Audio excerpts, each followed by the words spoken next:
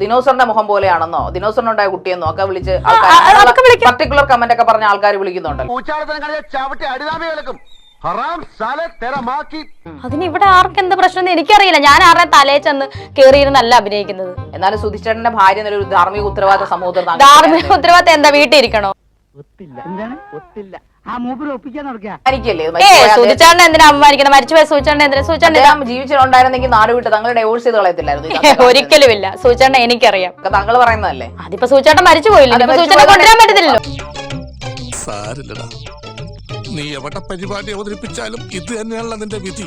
പക്ഷെ താങ്കൾ അപ്പൊ കുറെ കാര്യങ്ങൾ പറയുമ്പോ നമുക്കത് കേട്ടിരിക്കാനല്ലേ പറ്റത്തുള്ളൂ. സത്യമാണോ ഇല്ലെന്നൊന്നും തെളിയിക്കാൻ പറ്റും. അതെനിക്ക് തെളിയിക്കേണ്ട കാര്യമില്ല. എനിക്ക് എന്റെ കാര്യം ഞാൻ പറയും. വേണേ വിശ്വസിക്കുക, അല്ലെങ്കിൽ തള്ളിക്കളയുക. മേലെ ഇമാതിരി കോളോട്ട് എന്നെ ആ മണ്ടലോട്ട് പറഞ്ഞു വിട്ടേക്കല് പറഞ്ഞേക്കാം. നിർത്തിയങ്ങ് അവമാനിക്കുവാണെന്ന്. അപ്പൊ ജനങ്ങൾ താങ്കളെ കാണുന്നത് കൊണ്ടല്ലേ താങ്കൾ ഇപ്പൊ വന്നിരുന്ന ഈ അഹങ്കാരം പറയുന്നത്? അഹങ്കാരം ഞാൻ പറഞ്ഞിട്ടില്ല. ഞാൻ എന്റെ കാര്യമാണ് പറഞ്ഞത്. എടാ മുതുകാളെ നിനക്ക് ഇതിന് എന്ത് സുഖം കിട്ടുന്നത്? ആണോ? അപ്പൊ കുറെ റീൽസും കാര്യങ്ങളൊക്കെ ചെയ്യുന്നുണ്ടല്ലോ, പിന്നെ അതൊന്നും പൈസ കിട്ടുന്നില്ലേ? പൈസ കിട്ടുന്നത് ചുമ്മാ വെച്ചോണ്ടിരിക്കാനല്ലേ. വീട്ടിൽ ഒരുപാട് ആവശ്യങ്ങളുണ്ട്.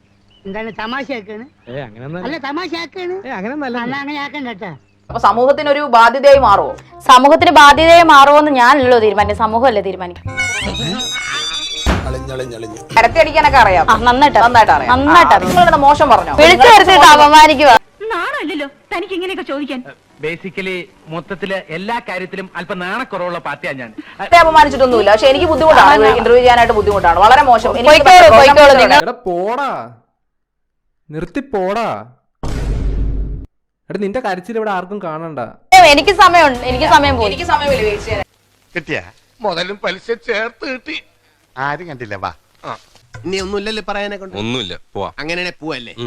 അപ്പം കോൺഗ്രസ് പിരിച്ചുവിട്ടിരിക്കുന്നത് പോയി. ശരി, ഈ യൂട്യൂബിൽ സബ്സ്ക്രൈബ് ചെയ്യേണ്ടത് സബ്സ്ക്രൈബ് ചെയ്തിട്ട് ബെല്ലൈക്ക് വെക്കണം, ടിങ് ടിങ് അടിക്കണം.